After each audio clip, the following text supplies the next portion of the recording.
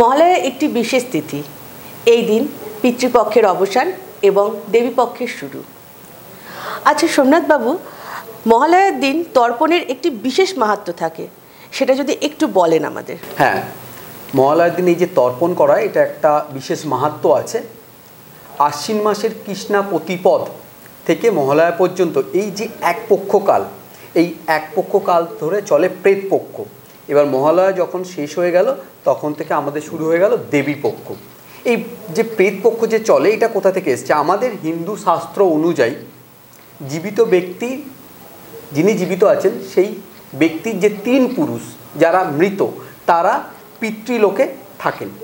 যখন প্রেতপক্ষ চলে, এই প্রেতপক্ষে কিন্তু তারা পিতৃপক্ষ থেকে পৃথিবীর খুব কাছাকাছি চলে আসে। আর এই প্রেতপক্ষের যে মেন দেবতা হিসেবে আমরা যাকে ধরি, তিনি হচ্ছেন যমরাজ।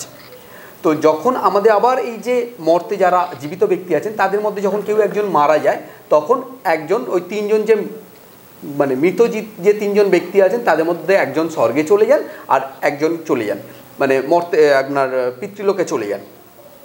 তো এই তিনজনের উপরে আমরা কিন্তু যে কোনো যখন শ্রাদ্ধানুষ্ঠান হয়, এই তিন পুরুষের আমরা নাম বলি।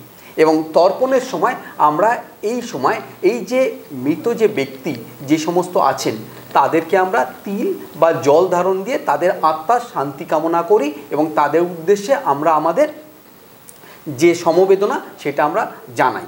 এটাই হচ্ছে তর্পণের মাহাত্ম্য। আচ্ছা সোমনাথবাবু, এই যে বিশেষ তিথি মহালয়া, এটা এবছর কোন দিন পড়েছে? হ্যাঁ, এবারে মহালয়া যেটা পড়েছে সেটা হচ্ছে 21শে সেপ্টেম্বর, রবিবার দিন অমাবস্যাটা পড়েছে। তো এই দিনকার সকালবেলায় তর্পণ যেটা আমরা গঙ্গাঘাটে করে থাকি, এই দিনকার সকালবেলায় সব মানুষ তর্পণ করবেন।